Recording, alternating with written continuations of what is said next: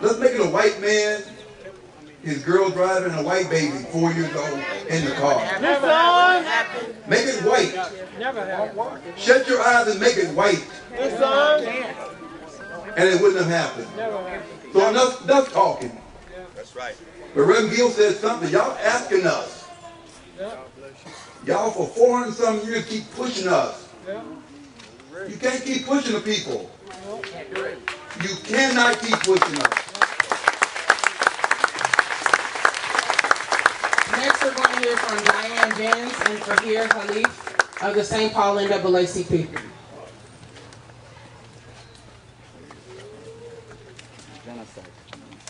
We're here today standing in unity as an organization and as activists in our community.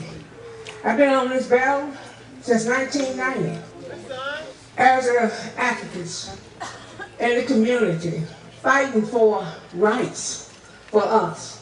And all of my time here in St. Paul, been here 48 years, I have never seen anything as egregious as this killing was last night. And we have dealt with a lot of things because we brought about change in this community of St. Paul. But that does not speak for the state, this entire state, because we live all over the state. And we have a lot of folks out there, a lot of cops, who took these jobs and said that they were, and when they encounter us as professionals on their job, they treat us like we're animals. We have to teach, I have to teach my grandchildren, and I have. And I have 4 folks in my family that has permits to carry. And they wear their guns all the time. And I tell them, I say, look, you shouldn't do that because the police will kill you. You know what they tell me? Grandma, this is 2016. What I told my son, my grandson, when he woke up this morning, I said, in 2016, a man that was carrying a gun and acted like I teach you how to act was murdered last night. So put your 9mm away. I said, don't carry it in your car. Don't do anything. Because you know what? And he looked at me and said, I have a right. That's right. And he has a right. But still, I fear for his life. I fear for his life. And this can't continue. We can't continue to have these. So we're going to stand in unity, in solidarity, and whatever it takes, we're going to get it done until we get justice. And we want justice right now. Not tomorrow, not next year, but we want it right now. Because we ain't had no justice since we got to America. But we want it right here in St. Paul, right now in Minnesota. We don't want to keep putting it on the map. We get on the map because of the bad things we do. Our educational system is one of the worst in the country. Now police have put us up in the House of Representatives. We're talking about this morning. We're on the map again. So good citizens of Minnesota, if y'all want to believe in Minnesota nice, get out here and stand with us. As a people, we are all people, regardless of what color we are. We are all human beings, and we should be all treated like human beings. And if you have to go back to what they did in the 60s, it was many folks in the 60s who were white, who fought so my parents could vote, and who died. You have to be willing to do that same thing. All right. Thank you, Diane. I am Fahir Khalif. I am presenting St. Paul NAACP. I became part of NAACP several years ago. I'm the first elected East African person who joined NAACP in the state of Minnesota. Thank you. The reason I became part of the NAACP because we're a new immigrant from Africa in America. America is injustice while you're black, while you're driving and you're black, and now you are Muslim while you're walking around the neighborhood. It's a crime. And I think this is unacceptable. This is supposed to be America. And it hurts me when I'm advocating every day in our community to find out, as a mother, our youth are being recruited every day. Who is recruiting our youth? But when I watched this video last night, he's a black man who's driving. He was asked to pull his license out. And in return, he gets 5 shots. What is wrong with America? What is wrong with justice and democracy in this country? Are we a safe place being a black? Are we a safe place in America being a Muslim? Are we a safe place in being a black woman? It's a safe place of being a Muslim in America. This is unacceptable. I'm in here today voicing for the families and giving my condolences. And I am hurting for you. This is not new in America. America needs to step up and needs to be charged people who did this crime. That's right. People have to unite against the crimes. The injustice in America is unacceptable. All lives matter. Black lives matter. Today we are here together because you know what? We see every black man is shot. Every Muslim is being looked at it. I'm meeting with the U.S. Attorney Office today in the Somali community. You know what? There's shootings are happening in our community because families are coming out of the mosque praying because it's Ramadan and they got shot because you know what? They thought they were terrorists. I am shaken and I'm hurting. I'm here today in support of the families. Black lives matter. All lives matter. And I'm here on behalf of NAACP and it's unacceptable. We need justice. We need our government to respond. We need our government to step up and find this, I won't call names, but these officers to be found guilty and remove them out of service. Thank you. Next, we're going to hear from Terry Nelson of the ACLU of Minnesota.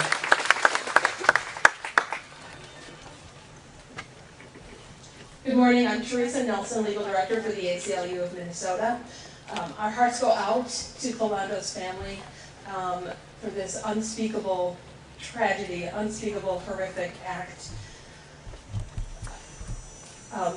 You know, what we know so far is that this police stop was for a minor traffic, not even, a minor equipment violation. And as Mr. Terrell mentioned earlier, you changed the occupants of that vehicle. This was a family. There was a 4-year-old child in the car. Change the occupants of that vehicle to a white family, and this would not have happened. Change the occupants of that vehicle to a white family, and the odds are that vehicle wouldn't have even been stopped for such a minor violation.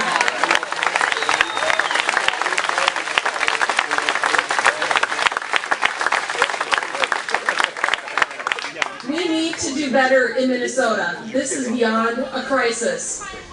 And as white Minnesotans, we need to acknowledge, own, and dismantle our white privilege to make sure that this does not happen again.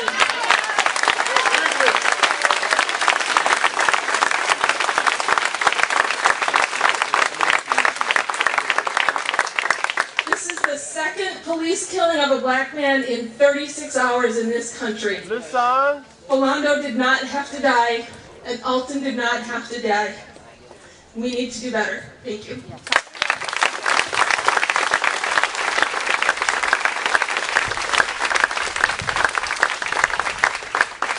Next, I'm going to call up Jaylani Hussein, who is the Executive Director of CARE.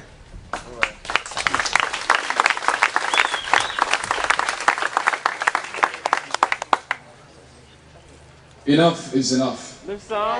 Enough is enough.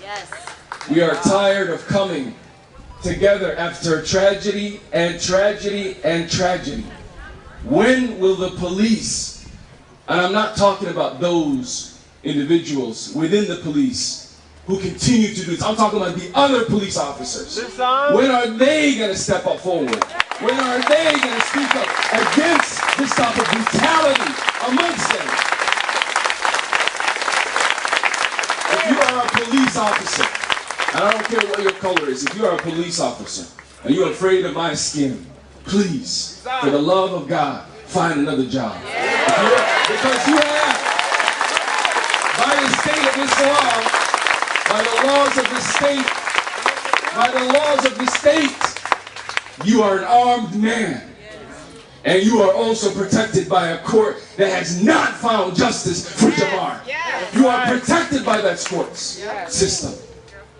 We're tired, folks. We're tired, and many of us are afraid. When that lights turn on behind you, no matter if it's a taillight fix or just because you waved the wrong side and you didn't signal, we're afraid. We're afraid because maybe our wallets will look like a gun. Maybe our fist may look like a gun, and we will be fired upon. It's a tragedy, and it's a tragedy. But I'm speaking today to those who can make the biggest differences. The men in the blue, the men and the women in the blue. It is your responsibility to also hold your peers accountable. It is your responsibility. We need them to stand right here and say, this is unacceptable. Unacceptable. Unacceptable. One life is too many. One life is too many. And we have to give a safety protocol for all of us. If you see a police officer, get in that position. I'm sorry. Get in that position up to the floor so they have no excuse. All right, I believe our last speaker, did I miss anyone who wanted to address the crowd? All right, so we're going to hear from Omar Jamal, who is a Somali activist. Come on up.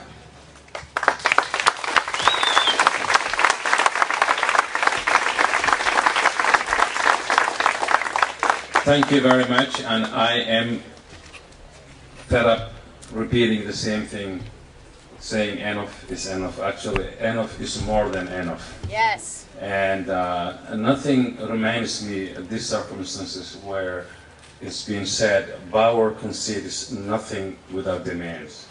It never did, and it never will. It's up to us now. It's not up to the governor.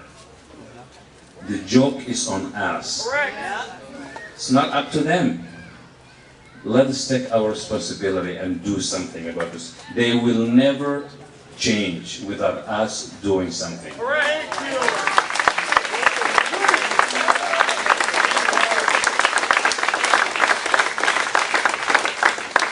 Let us not be delusional here.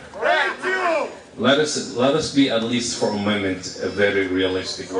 I've been in this estate for 16 years, and this is what, the 15th or the 20th innocent life, African American, black. I was in Chicago and Franklin, where a Somali kid was shot 16 times. 16 times. Killed on the spot. What happened? Nothing. 3 months later, we were same thing. A year later, same thing. 2 years later, same thing. Everybody is saying enough is enough. You know what? Bullshit. Listen. Let's be real. The system won't change unless we do something. The system will try to justify their action. They will maneuver around. Oh, they are emotional. Give them a time. They will get over with this. You know, they will come up, you know. Just give them a week. They will get tired and they will start actually killing each other. No, it's up to us, not up to them. I'm not expecting anything from them. I'm expecting something from you.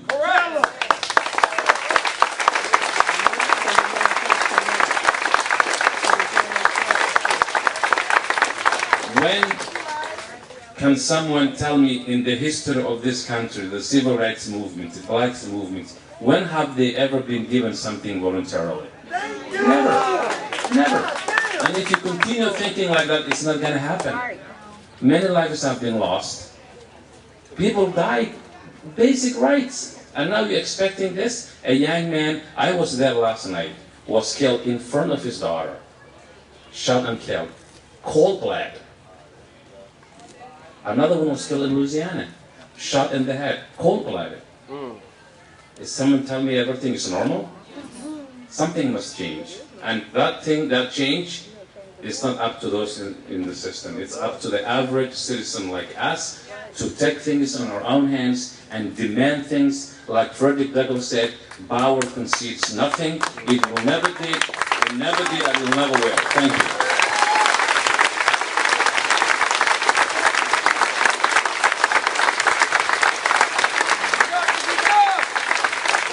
I just received a request from Representative Rena Moran to briefly address the crowd. For the first time in years. You know, I come here definitely because my heart hurts. My name, again, is Rena Moran. I represent District 65A on the other side of the highway there. from Laurel. And I come because I remember last night, I had just gotten home, and my son passed me this video. He says this live stream is happening right now. And I was sitting down at dinner, and I looked at it, and my heart fell. And I said to him, I can't watch this. I cannot watch this black man die in front of my eyes. This is not okay. This is not okay. When I saw him, I saw my 4 sons. I saw my 4 sons, right? That at any moment, any time they encounter the police, this could be them. We have no privilege. We have no privilege. And neither do our kids, neither do our grandkids. And this has to change. Enough is enough. It's enough. And what we got to do from this point forward, you know, this is about a people's movement. This is about a people's movement, right? And so for my part, as a state legislator, my part is to create the laws that will align with what we're fighting for out in the country. And I need you to help me do that. I cannot do this as the only black legislator in the House of Representatives. I cannot do this by myself.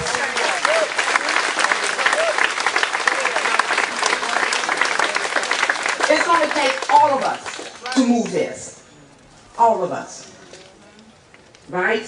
And it is about our responsibility to stand up, stand strong, but it's also about us aligning the policies and the laws that is about what we need to create justice for all of us. Every last one of us. All of us. So as we talk about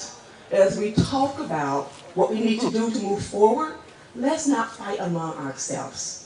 There's a bigger enemy that we have to address and face. That doesn't look like us. That does not look like us. So I'm asking you today that as we work in the legislature to create a comprehensive package, I need your voices, I need your presence at the Capitol. I need your voices, I need your presence in this community.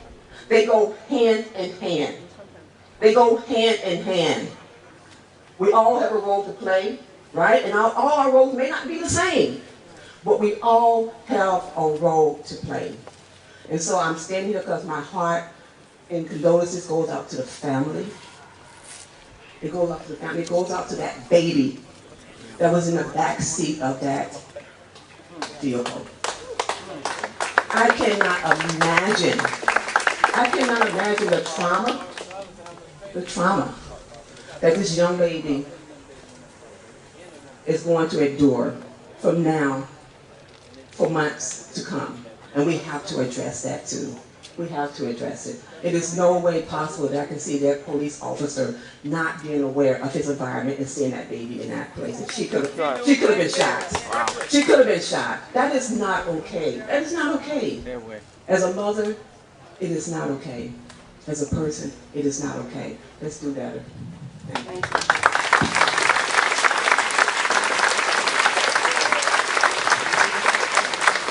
I want to thank Representative Moran for coming and addressing us as the only other elected official, aside from Governor Dayton, who addressed this crowd.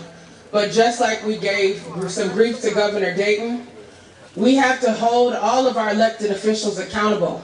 This is not the first officer-involved shooting that has happened in the state of Minnesota. Not even in the last year. And I don't know about other people here, but I know I've been to the Capitol, knocking on doors, sitting in legislative hearings.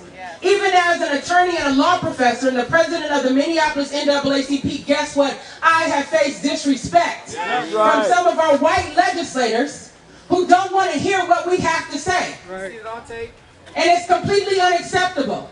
Sometimes they treat us like we can only deal with our 3 black legislators. That's completely unacceptable. I refuse to go through a black door at the state capitol. I refuse.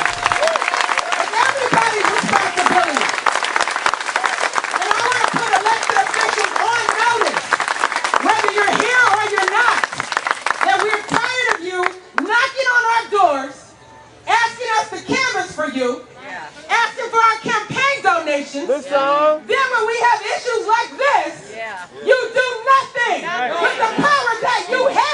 right. It's time to step aside if that is you. Listen. I said it's time to step aside. She talked about some of our enemies being bigger than this. I would say that two of our enemies are complacency and silence in the midst of oppression.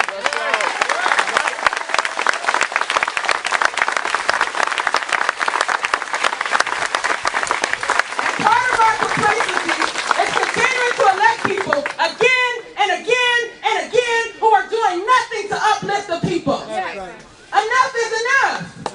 Some of you out here who care about justice from people who have been killed, who care about the marginalized, who care about people's voices who are not being heard, need to step up and run for office yourselves. Because we haven't been able to depend upon the people that we elected. Look how bad they let it get. When we were in Minneapolis demanding justice for Jamar, then they wanted to call us to the table. Yes. And we said for the last several years, we told you that the Minneapolis Police Department was out of control. Yes. You spend millions of dollars settling excessive force lawsuits. And you keep sweeping these issues under the rug. That's not the time to come to the table after somebody's been killed. Do your job now. Do it now. Do it on day one when you get in office. We're tired of it. Minnesota should be better than this, y'all. We should be better than this. We should not be the Jim Crow North. That's exactly what we are. As Nathaniel Khalid said, we hide behind all these #1 rankings. With our income, our education, quality of life, #1 park system in the country. I would argue the #1 racist park system in the country for the city of Minneapolis. We are tired of it. There is a culture here that puts their foot on the necks of the backs of people of color. They put their foot on our necks and our backs to hold us down. And then they use institutional racism, they use systems, they use policies to continue to perpetuate oppression. Well, enough is enough. We don't have to see the sign saying blacks only and whites only to know that that is the kind of system that we have here. And while we're at it, we need to call on our business leaders to step up to the plate. Because so often, the police are infiltrating downtown, infiltrating our communities to protect white business interests. Huh? And white property. Even if people of color live there. We are seen as the criminals and we're tired of it. We need the business community to step up to the plate and push for fair criminal justice laws. Stop hiring killer cops to work off duty in front of your businesses. That's what's happening here. They're getting paid. Look at Bob Crow, the head of the Minneapolis Police Union, the one who some call KKK Crow, who is allegedly part of a white supremacist gang. I say allegedly because he denies it. Although the group, the motorcycle gang that he's a part of, is known for having other symbolism related to white supremacy. That's unacceptable. You look at his record of brutality against people of color, again, unacceptable. The fact that our rank and file officers elected him to represent them is unacceptable. But what's even more unacceptable is that Wells Fargo would hire him as an off-duty police officer. What? What? What? It's time to act. Exactly. He said in the St. Paul Pioneer Press that back in the day when people got out of line, they would hit him in the head with a flashlight. He said if they had done that, Jamar Clark might still be alive. That's completely unacceptable. Wells Fargo and other companies need to exercise corporate responsibility and stop paying killer cops. Stop paying them. Stop paying them. Many of us bank with Wells Fargo. We do business at these other institutions. We need to start holding them accountable. There are some good business leaders, but they won't do what they need to do unless we apply pressure to their system, unless we get them to change their practices. So let us focus on the power that we do have to change the system, because we know we can't fully rely on our government leaders to do it. We have to do it. This is a people's movement. Somebody say this is a people's movement. This is a people's movement. With that, I want to call up one of our young people, Ayan Natala, who's been part of the St. Paul youth branch of the NAACP, and she's also a student at Augsburg College. Let's give her a warm welcome. We got to hear from our young people.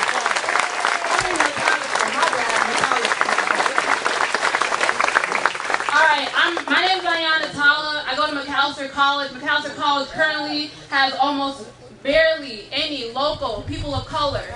And the thing that pisses me off about that is right down the street. You have Highland over there, you have Central over there, you have a huge Hmong population, a huge African refugee, immigrant population, but they can get people from Nigeria, they can get people from Ghana, or the Philippines, or Bangladesh, but we are not there. There are multiple ways that we are getting killed off in Minnesota. We are targets till proven human. We are not human on Summit Avenue. Register that. We were here last night, and there were police there. There were people peeping through the windows, but still we are here. No one came out to talk to us. There was no state representative to come out and talk to us. Again, we are not humans. How can we fight for justice if they don't even see our humanity? And that's people on this street. That's people on this street. And as a young activist, as a black millennial, how do I keep saying, right? How do I keep saying that McAllister studying poli-sci? What does that matter? When this little girl's in the car, and she sees that, and she has to console her mom. Okay, sis. So why am I at McAllister? Why did I go to Central to not be in the school-to-prison pipeline system, have to get mentored by Nekima and Nick to make sure I can go to a school like that and they don't teach me anything? Because what are they going to teach me? All right? What are they going to teach me? And that's the point. That is the point. You keep asking online, what do we want? What do we want to get from this? And we say justice. And then you say, well, what does that mean, right? We don't know what it means because we never had it. So be patient with us. Be patient with us. When we're on the street, and I'm 20, not getting educated about what to do for my people, and I need to figure it out and know the answer. And you got reporters here that do not care that I'm on the verge of tears outside last night by myself, freaking out with black millennials. We are by ourselves. So I want to say I love you. And I see you. And we're going to figure it out because that's what we've always done. And I don't know the answer. And that's okay that we don't know the answer. Because these reporters are not going to tell us the answer. My school's not going to tell us the answer. We're the ones that got to figure it out. So love on yourself. Love the black millennials around you. When you lose hope like we did last night, what we did is I held Aja. I held Vanessa. And they know who they are, and the community knows who they are, even though white people and other people don't know who that is, because we're the ones in the front who are 20, already got criminal records, because again, it's trial and error. We got to figure it out because they're not going to teach us. That's right. Right? We were already at the 4th precinct, didn't know what to do, but we figure it out through trial and error while y'all leave. While y'all leave us at school by ourselves with people that don't care about us, because that's the United States of America. So please take care of yourself. I just want to get up here and say I love you, black millennials.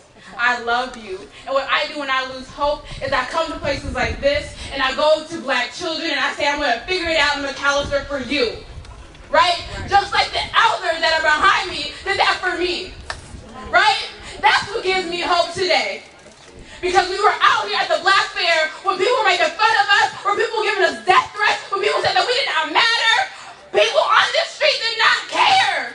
They ridiculed us. They ridiculed us for going to the state fair and saying we are scared and we don't know what to do. We're going to figure it out. And what did they do when we got there? Right? A year later, right next to the state fair, you got another incident. We predicted the fucking future. Right? Because it happens all the time. All the time from the beginning. So I don't know what justice means right now. But we're going to figure it out. We're going to figure it out. And I'm giving you a sneak peek to know we're going to be at the state fair again. Because it's going to happen again. And we're going to continue to work together, to love ourselves, to do individual and collective self-healing. So we as a community can love on each other, heal one another, figure it out. And please remember this, when you are on Facebook, when you leave this place, because we're the ones who are putting our bodies on the line to figure it out while you leave.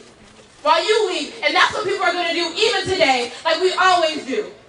So please, remember my face. Remember the black children. Remember the black elders and the black ancestors, because we've always been trying to figure it out, and that's what we're going to continue to do, and I love you. And can we please end with the chant that we always end with? It is our duty to fight for our freedom. It is our duty to fight for our freedom.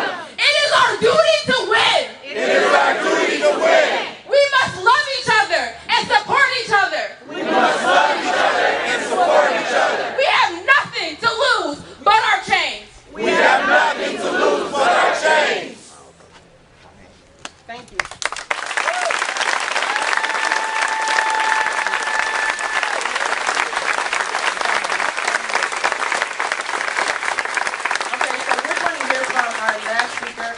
Lewis. Yes. But there was a young woman who came up to me in the back and who asked to speak. And at the time, we weren't going to continue to allow speakers. But if she's still here and you came to the microphone, you asked to speak, come back up right now, and you will still be allowed to speak. But we're going to have Makai Lewis, and then if she doesn't come back up, we're going to take a few questions, and then we're going to wrap up. She's coming. Okay, she's coming. She's coming. We all out here today, once again, for another tragedy that has happened in our neighborhoods. And we all know it must stop. There's nothing that I can say that has not already been said up here other than the fact that I am a black man, and I speak for so many other blacks that we are tired of talking. We are tired of marching, and the day is going to come when we're not going to march and we're not going to continue just to talk. Something is going to have to happen with us as a community to come together, and everybody's welcome to march with us or help us figure out what this thing is going to be. But to think that we are going to continue just to get punched in the face, humiliated, and done wrong, it's not going to continue to happen with us blacks. It's not going to continue to happen. We have been marching, and all y'all know, since the beginning of time, for hundreds of years. We've been preaching for years. We've been sitting here having this for years. And there's a lot of y'all that's in this crowd right now that know. An hour or two from now, y'all just going to go home. This is going to be another deflated little issue that just goes down and it's, hey, big deal. Those blacks are out there just running their guns and talking. Well, I'm just giving you a warning that those days are ended for us because we're tired. I know I am tired. And this is not a threat. It's not a threat to nobody. I love white people. I don't have a problem with whites or anything. Us as blacks, we don't have it. It's not a white and black issue. But it is an issue that is harming us black, and we don't seem to understand how to change this. We keep trying to have marches. We keep trying to be peaceful. We trying to do everything that y'all tell us we need to do to change the outcome of what's happening to us. And we keep doing it and nothing is changing. So we need to go through some different measures. Wouldn't we all? Yeah. That's all I'm saying. Peace be on to all of us, but we must change.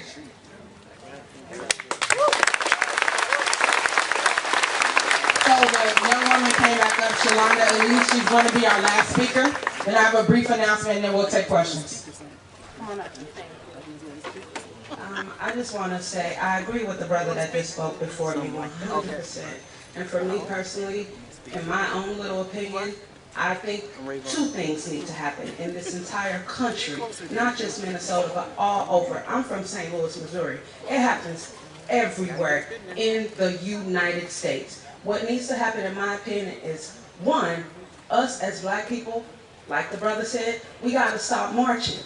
This haven't worked. It doesn't mean we didn't try. We've tried for a long time. We all love Dr. Martin Luther King Jr., but we also love Malcolm X and the Black Panther Party.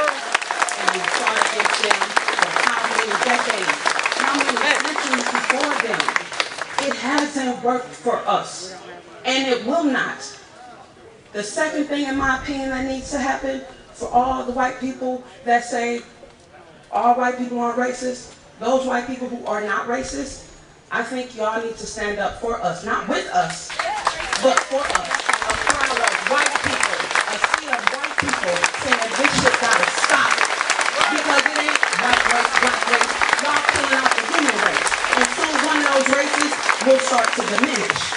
And that cannot happen. It will not happen. Because if it's just me and this brother right here, we going. And it ain't no threat. It's a promise. Yeah.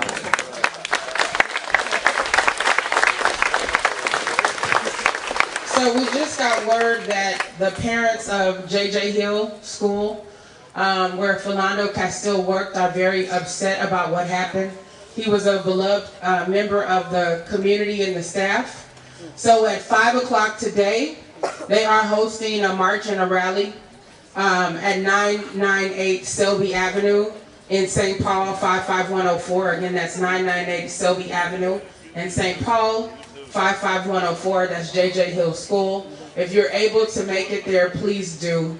Show up in solidarity with the parents, and probably most importantly, the children, whose lives that Philando Castile touched and who they will not see alive again because of the broken system that we have to deal with. So with that, it's again at 5 o'clock today. So with that, we'll take some questions if there are any from the media. Philando was a friend to every child who went to J.J. Hill Montessori. He was away from them. He knew my daughter's feelings.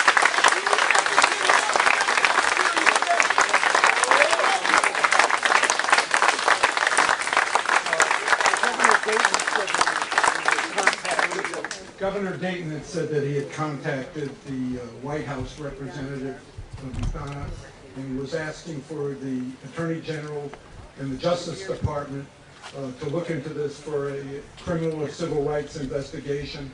What's your reaction? This is Nekima Levy-Pounds talking, not necessarily on behalf of the Minneapolis NAACP.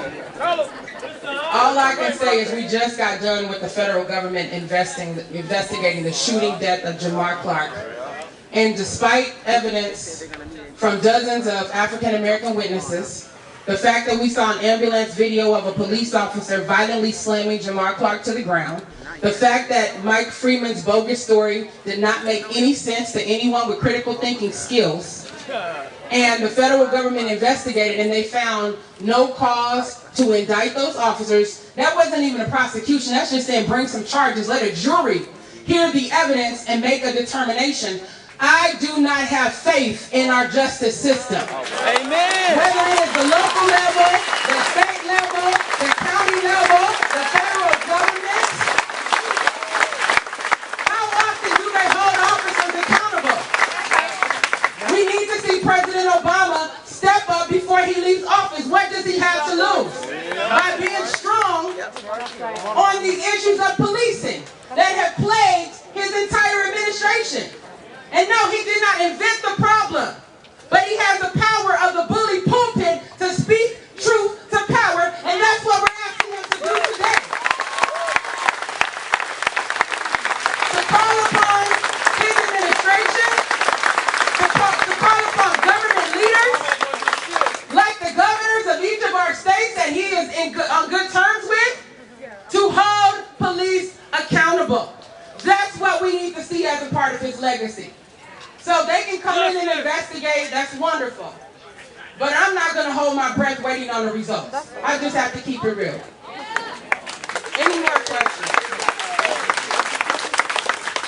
And again, that was my own individual personal opinion as a civil rights attorney who's been dealing with police community relations since at least 2006 and who has seen the community crying out for justice.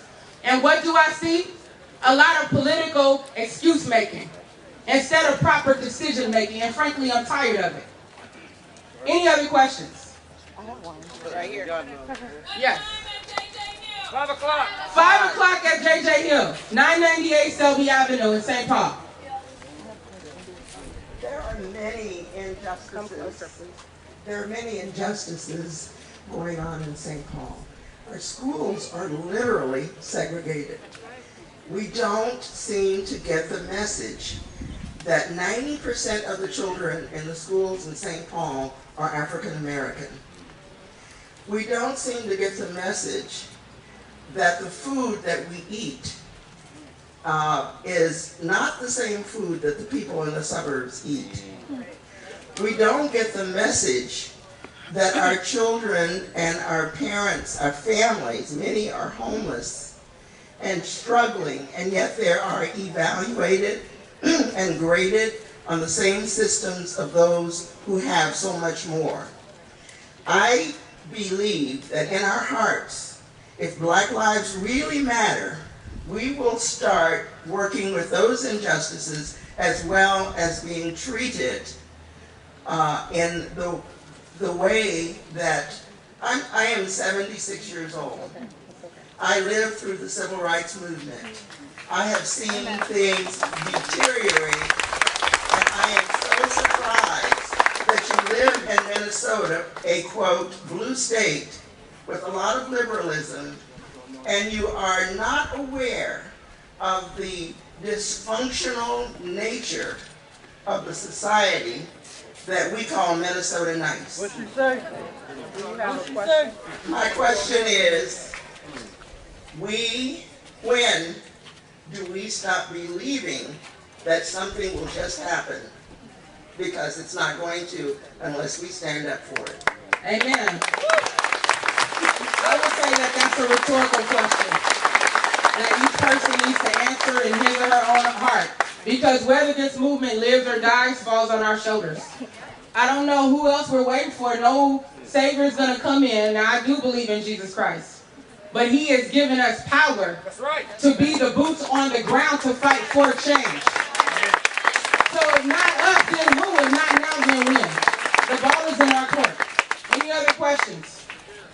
A question? Yeah. Can the march, if you are legal to permit to carry, can you bring your weapon in protest of I would say that that's for the parents of J.J. Hill, to answer at this point. Negative. Because it's, I don't know if it's happening inside or outside of the school. So it's going to depend on that. I would just say use wisdom. Whoever's out there, use wisdom. Yes. Do you have a question? Yeah, I have a question. Are you from media or just? But I'm just a community member. I have a question. Okay. So I'm a community member, I'm a doctor, I'm a pediatrician. I'm asking what's being done to support the little girl, Sue Diamond's daughter, and I'm asking what's being done to support, all of us through this. And so that's what I'd like to know, please.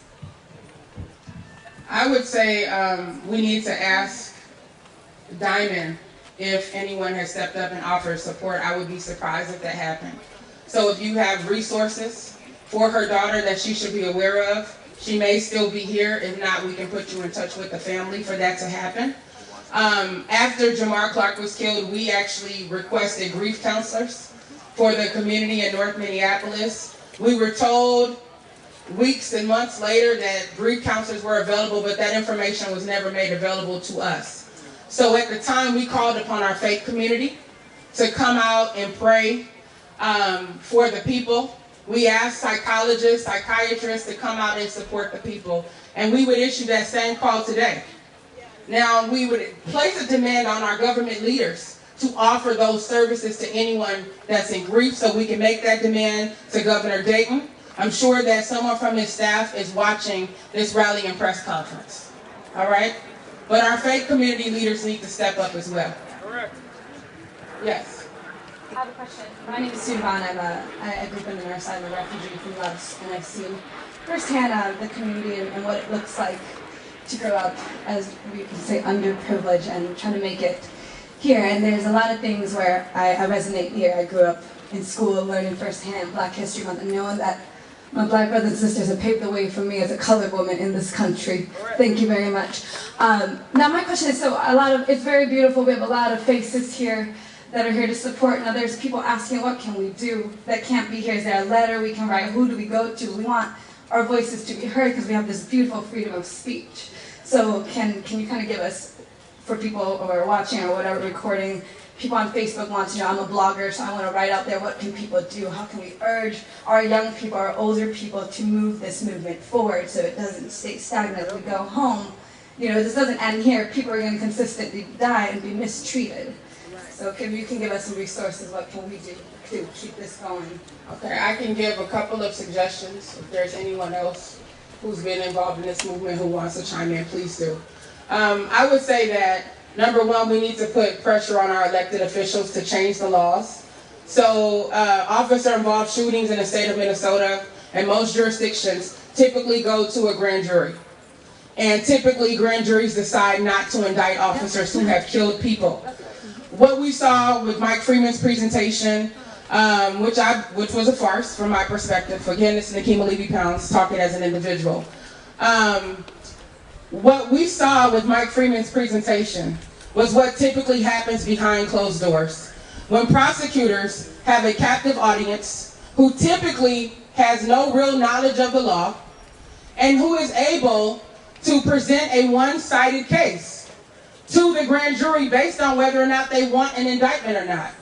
There's an old saying that a prosecutor can get a grand jury to indict a ham sandwich. It's pretty easy if they want an indictment. So why in the cases of officers who shoot people, who kill people, is it so darn difficult to get an indictment? Well, Mike Freeman showed us why. Because the way you tell the story plays a role. How you treat the testimony of witnesses plays a role. If you know that your audience is ignorant about DNA evidence and you present it as some magic bullet and you don't have any experts to come in and offer an accurate opinion about DNA evidence, then that's going to play a role. So we need to do away with grand juries in officer-involved shooting cases. That's one of the things that needs to happen in the state of Minnesota. If we don't demand that legislation, it's not going to happen. There was also legislation that was put forward to add a special prosecutor in officer-involved shooting cases that would be responsible for investigating those cases and making a charging decision. And that special prosecutor would be guided by a community advisory board that would include civilians, potentially under the state's Attorney General's office. That legislation, I believe, was proposed by Scott Dibble.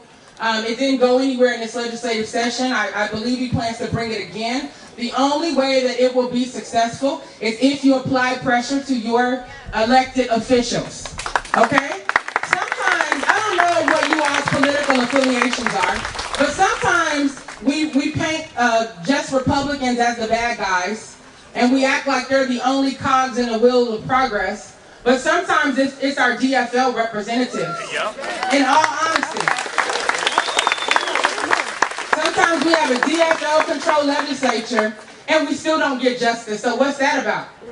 They agree, just like the Republicans, on that flawed body camera bill that does more to protect police interests than the public's interests. Something's wrong with that picture.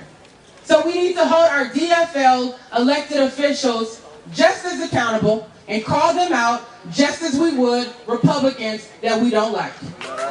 That's one of the things that we need to do, regardless of skin color. Don't be fooled by the skin color of an elected official. Okay, I treat them all equally. I don't give them a pass, because they're a person of color or because they claim to be liberal. The proof is in the pudding. Like Jerry Maguire, show me the money. If you can't do that, no, keep moving. Beyond that, we need to make sure that citizens have more control over our police forces. So there are civilian review commissions across the Twin Cities, across the state. They are largely ineffective. And part of that is because they don't have any real investigative power. They don't have any real teeth. They don't have a substantial budget. They haven't been trained adequately. And many of the folks serving on those commissions, let's be honest, are pro-police. They've never experienced life on the other side of the tracks. They've never experienced racism and discrimination. They've only had officer-friendly in their neighborhoods a lot of the time. So it becomes difficult when people are alleging excessive force for their cases to be taken seriously. So we need to diversify those boards with conscious people, and we need to make sure that those boards have investigative powers and that they are able to hold police accountable. One of the groups here, Communities United Against Police Brutality, is trying to get on the ballot in Minneapolis, office insurance, liability insurance for police officers. Their rationale is that if police officers have to cover their own liability insurance, they're going to act much more carefully on the job. They're not just going to recklessly use a firearm or a taser and expect the city to cover it once somebody sues. That's going to impact their financial well-being if they are held accountable. So that's another suggestion that's on the books. So I'll ask if anyone else here has another thing they want to add. Not only that, but I'm showing up to our state capitol, and I'm not seeing you guys there. Some of us are showing up there. But we need to be in these buildings, these structures of government. The people need to occupy the government. It doesn't work with 17 of us. It works with 70 of us. It works with 700 of us. That's when we push. We get pushed, we push back. They pushed us into a wall. We have no choice but to push back now. And then ask people around you how they're doing.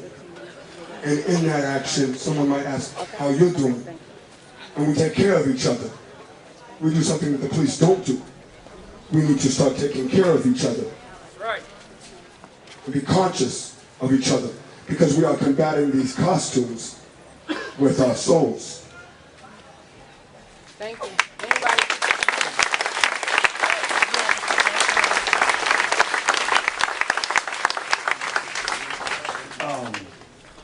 There are a lot of agencies and organizations and groups represented up here, but I'm standing up here in representation of the ordinary Joe.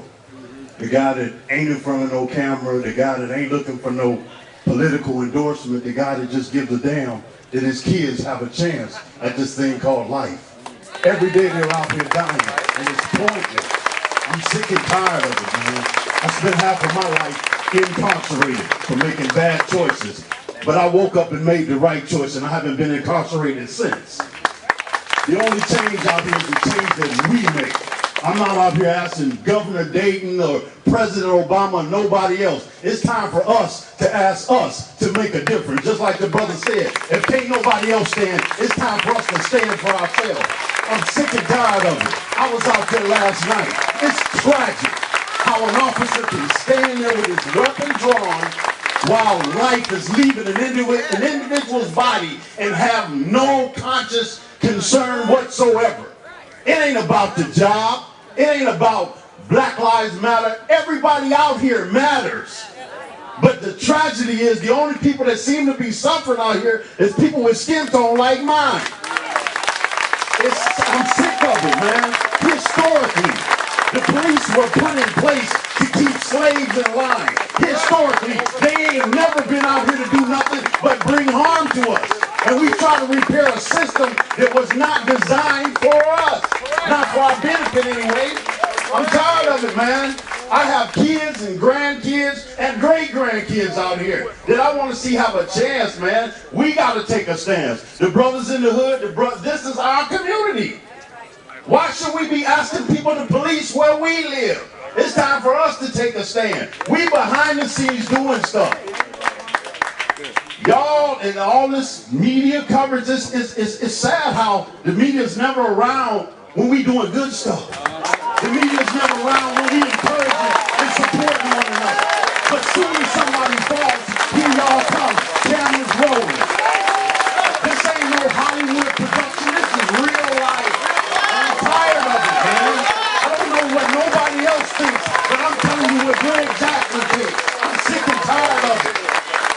We gotta make a difference. We gotta take a stand. I'm ready to book whatever system's out here, because don't none of them work. If they work, why would we be here? If anything that's been legislated makes a difference, why are we here? Laws are designed to find fault. There's plenty of it out here. But it ain't making no difference toward making us live in a better environment. So to hell with all that legislation and legalism. It's time for people to have heartfelt, genuine concern and regards for where you live, because tragic is, black or white, we all out here in this community. We have to pass by everyone each and every day. Come on, man. Your skin tone don't matter. Cut them 7 layers off and it's all the same. We're human beings, man. We gotta have regard for one another.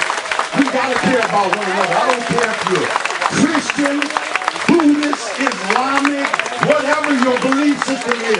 If the creator that created you is real, be concerned for one another.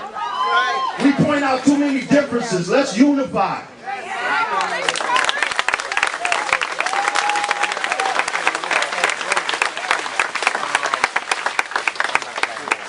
How's it going?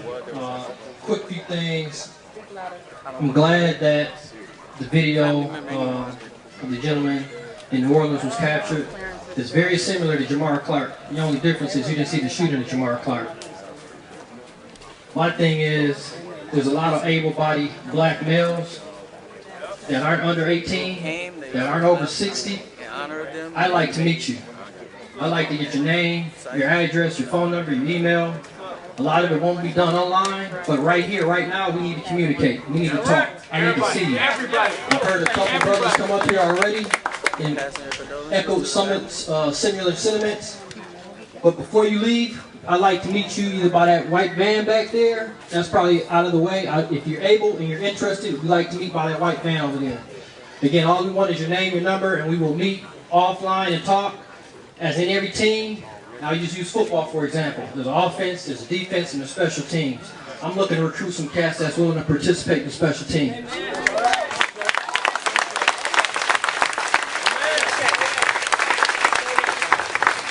Hello, Assalamu alaikum. My name is Kamal Hassan.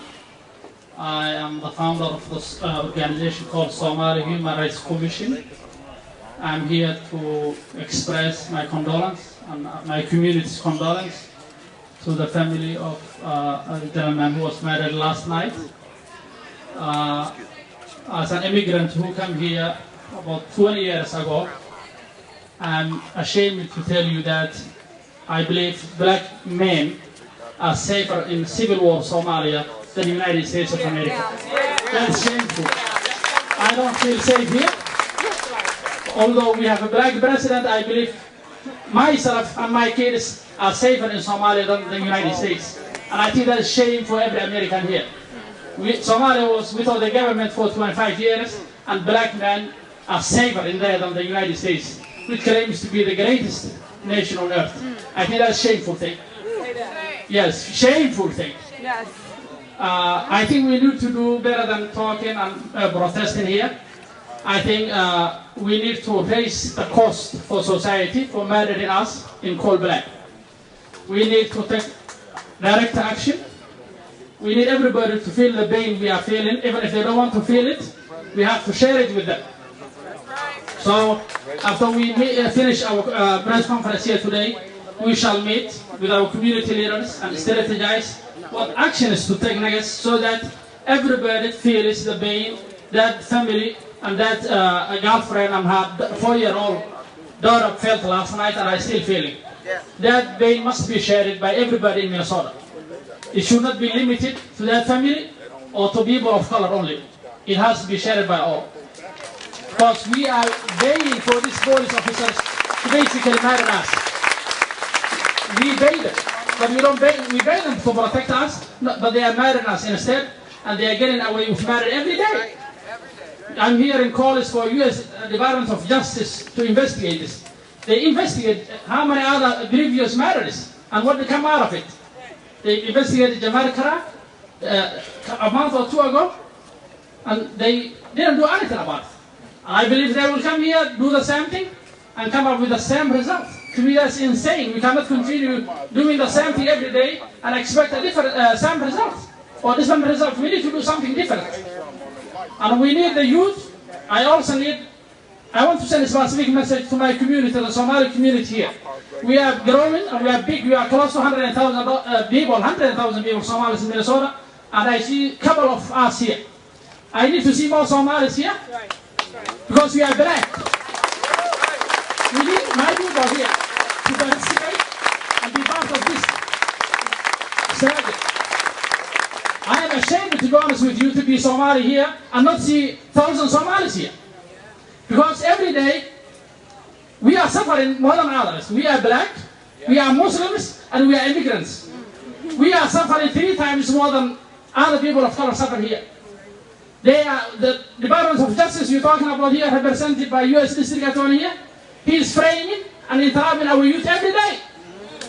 And bringing 15 white juries to convict them to life imprisonment, even if they didn't do a thing. You believe that some people will bring justice to the murder from last night? No, they will not. I believe that the whole system is guilty and we need to challenge the system, not individuals. We need to challenge the system and say the system cannot function as it is. It has to change, or it cannot, basically what we see is apartheid. We see two different systems, one working for white people and one not working for everybody else. So we make sure the system works for all, or it doesn't work for anybody. Let's challenge and shut down the system. Thank you very much. Have a great day.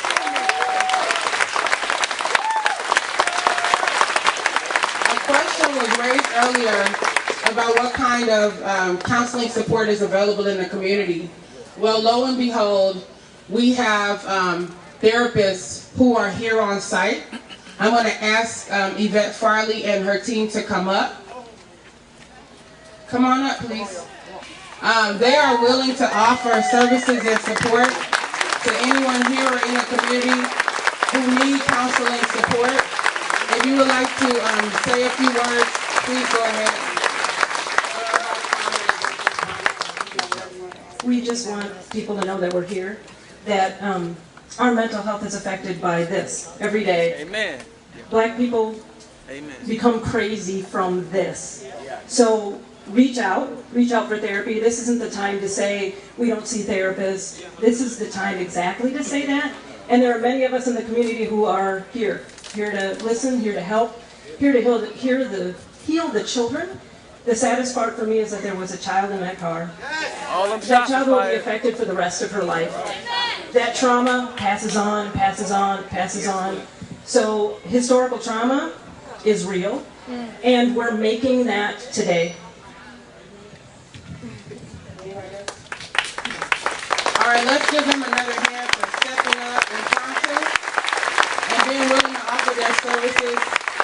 It's one thing for them to offer their services, it's another for us to actually take advantage of those services. So please find them if you need that type of support. Are there any additional questions out there that we may have missed? Okay, so with that, we have some additional people who've asked to address the audience. Hey, how you doing?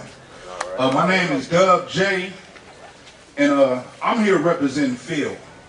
You know, we grew up with Phil. Phil's from this community. He was a good dude, wasn't a street cat. He wasn't into no BS. You know, he was a positive dude. He worked right around the corner at J.J. Hill as a cook. And I also represent the streets of St. Paul. You know, this Selby side area. This is where we from over here. That's right. So this is where we grew up. This is where we be. So I just came here to let y'all know we love y'all, Rashad. We love you, Nekima. The streets got y'all's back. Whatever the cause, we gonna uprise it, do whatever we gonna do. Rashad, we got your back, man. Just let me know the streets. This is real, this is for us. This ain't no political, this is unpolitical. That's real, yep. This the real. They killed our boys, we ain't feeling it. We got Black Lives Matter back, we got your back, we got y'all's back. And that's what y'all gonna have to face if y'all keep killing us. Y'all gonna have to face some real street cats. Black vote. So, and also we gotta get this man in office, Rashad. That's right. And it's sad because me and Rashad, we just had SA yesterday morning talking about this. Just yesterday. Me and Rashad was talking about this yesterday. And they killed our boy for nothing. So you know I'm here, the streets is here. And we got y'all's back and we love y'all. Thank you, brother.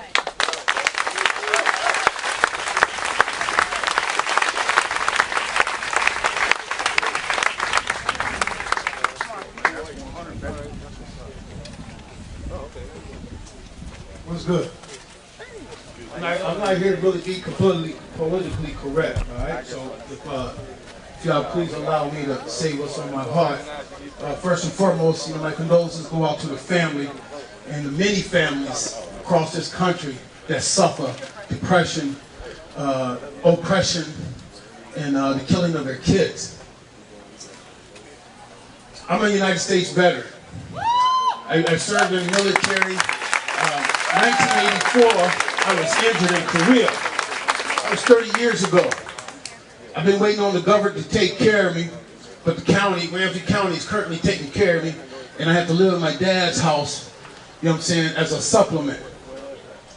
My daughter called me last night. I had 4 beautiful children, 3 girls and a son. My daughter called me last night. It's like, Dad, check out the video. I've seen this many times. I'm a victim of police brutality. I'm a victim of the oppression this country imposes on our people and other people, and all peoples, man. This Donald Trump shit is some bullshit. You know what I mean? This shit here is the smoke screen. You know what I mean? We lost so many brothers in a short span of time. They kick back for a minute. They throw this clown up in front of the screen, so we all focus on Donald Trump, Donald Trump. In the meantime, they run this damn game on us. You know what I mean? They pit black, white, brown, green, yellow against each other to keep this shit like this. They want a race war. They'll get one. Trust me, they'll get one, because we won bingos. You hear me? We warriors. You know what I mean? But what I really wanted to express, because I'm really glad to see a lot of these people out here, you know what I mean, for the families, not only for this brother here, for the many brothers. And I'm ashamed I haven't came forward before. See, because I've done everything for my goddamn country. And they ain't done nothing for me, man. You know what I mean? So I came up here just to say, it's time for me to do something for my people. What's really good. You hear me?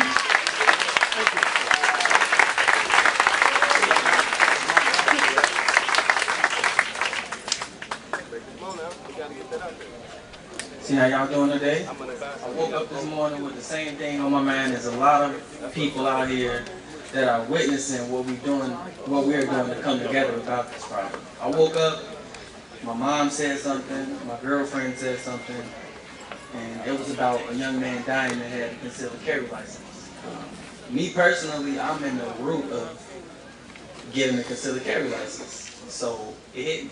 My mom said something, my girlfriend said something. I got enough distance. I don't want to get everybody upset about this. Like, I woke up and I started to scream. I've been through this. I've been pulled over by an officer before, and I've had my firearm on me, and I didn't have to have my family in the car. You know, it was just me alone on this ride. And this is about, I only have my permit to purchase. I don't even have concealed carry. I've explained that to you all. This is America, not just Minnesota. We have the right. I woke up this morning screaming, he had the right to survive. That officer that took his life is guilty. Honestly, I've seen the video, and I thumbs down that video that the officer was in. The woman that took that video, she was under gunpoint. I had to thumbs down that officer. That's what I'm thumbs down. Because you weren't on your job enough to protect that man. You took that basic training course to say you can unarm a man. You don't have to just shoot a person to unarm a man. It's strange to me how we as a whole can continue to lose the understanding that we come together here. We come to get.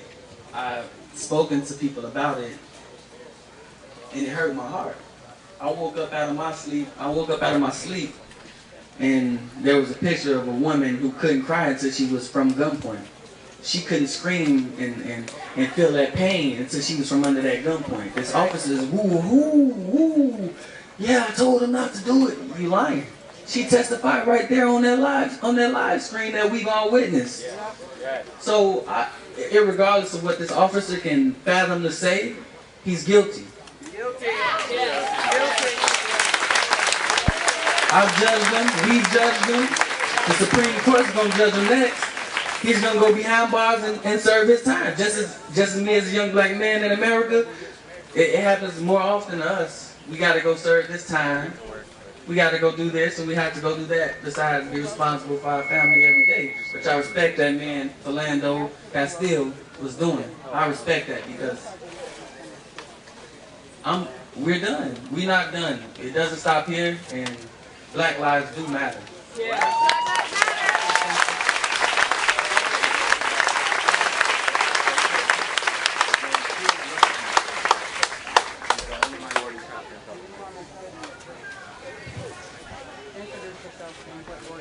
I'm Corden Nilsson. I'm an organizer with Black Lives Matter St. Paul and the TC Coalition for Justice for Jamar.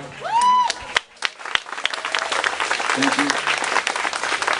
I was just sent a message and had Diamond confirm that the name of the cop who killed him is Keel Rushton. And he's one of the only minority officers in that whole department. I grew up in Falcon Heights, so Keel Rushton, K-I-E-L-R-U-S-H-T-O-N.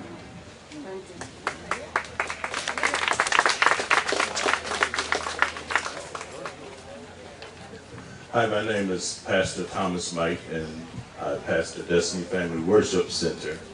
I'm a veteran of Desert Shield, the Desert Storm, served on board USS Saratoga, did the whole shebang.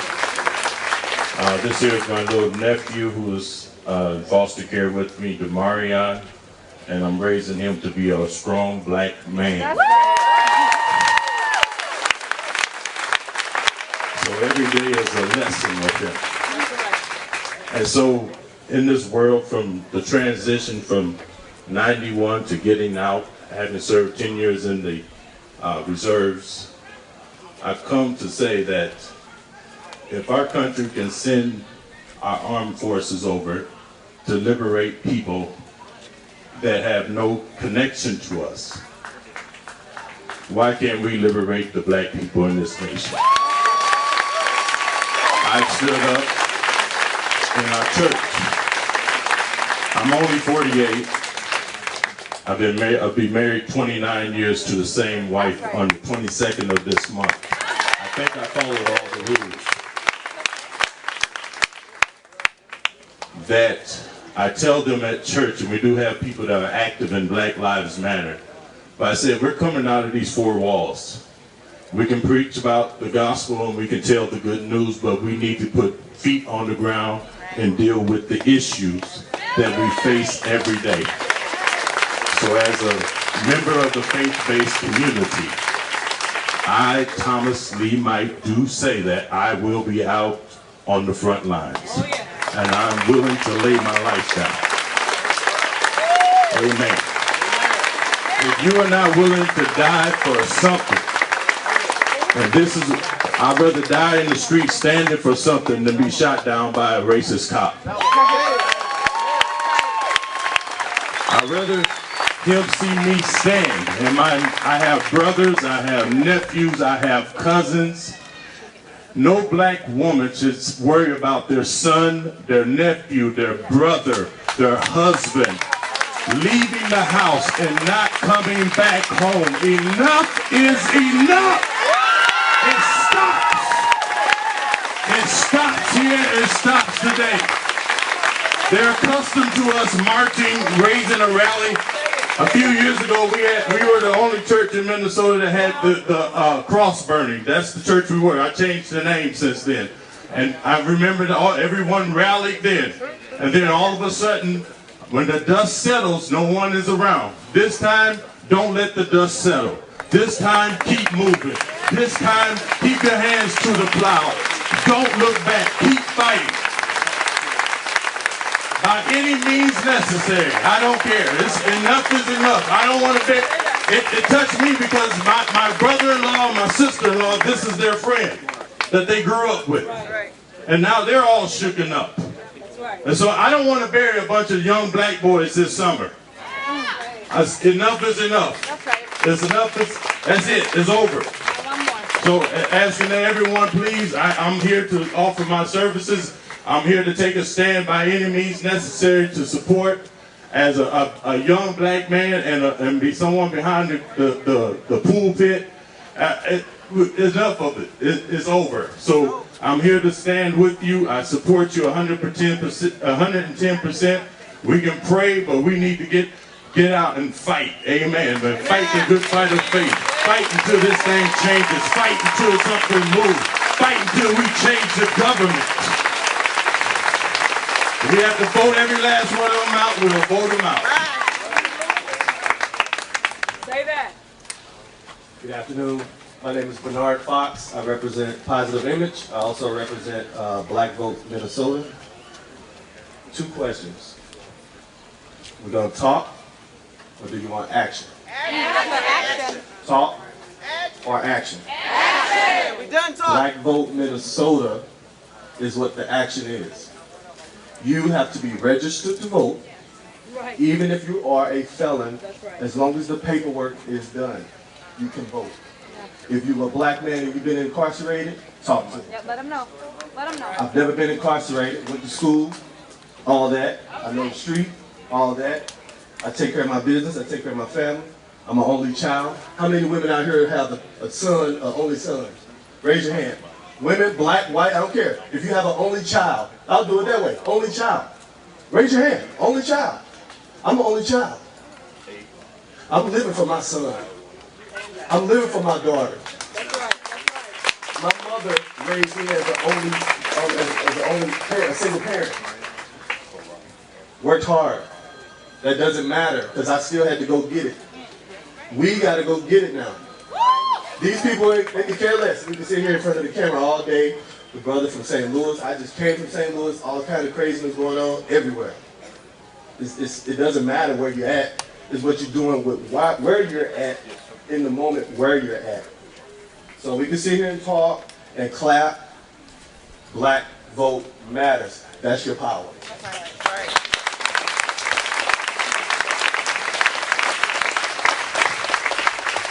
Hello, my name is Lisa Stratton, and I'm kind of scared. Standing here as a white person, I just feel compelled to speak.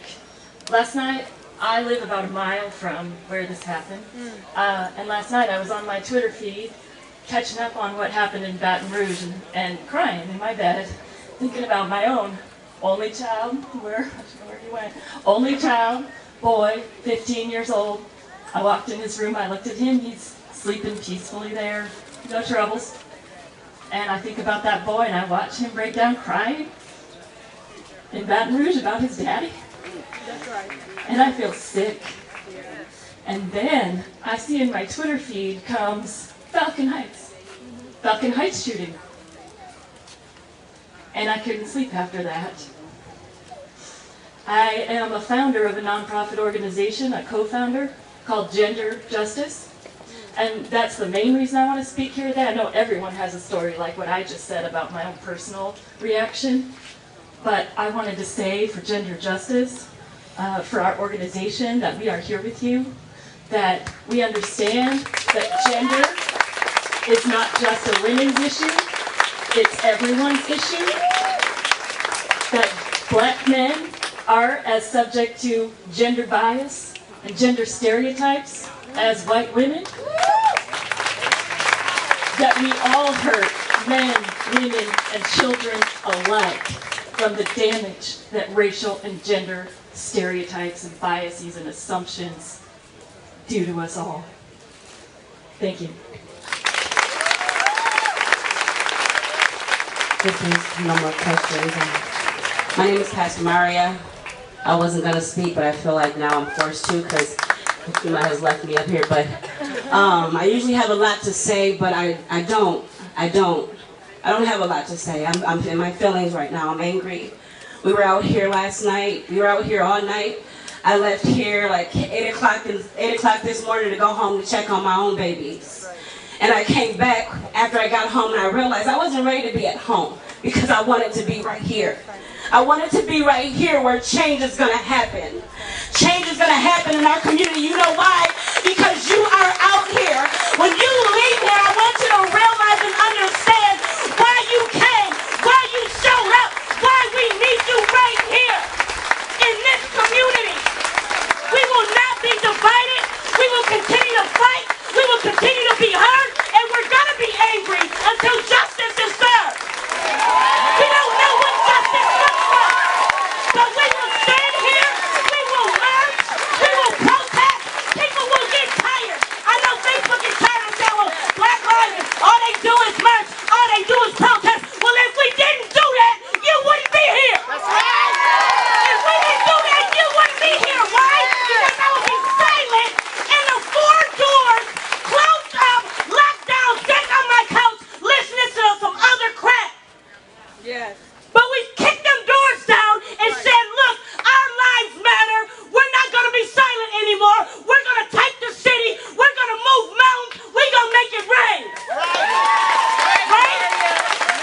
So when you leave here, again, remember why we came here.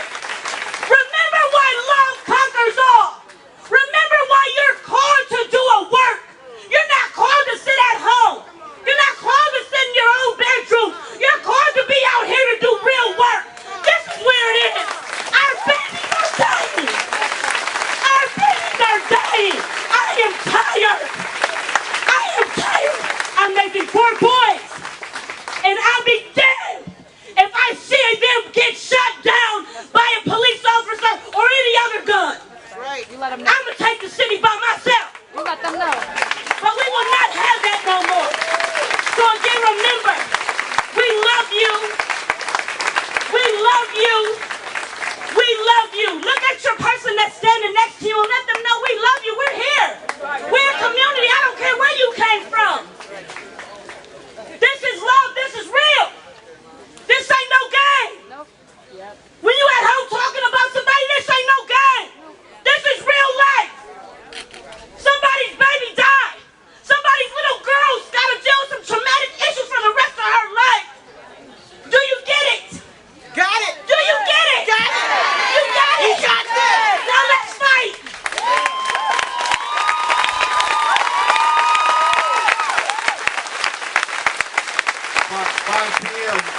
5 p.m. at JJ Hill. 5 p.m. at JJ Hill, a few blocks away from here. Please show up, okay? Support the students. 5 o'clock p.m., JJ Hill. We'll see y'all there. All right.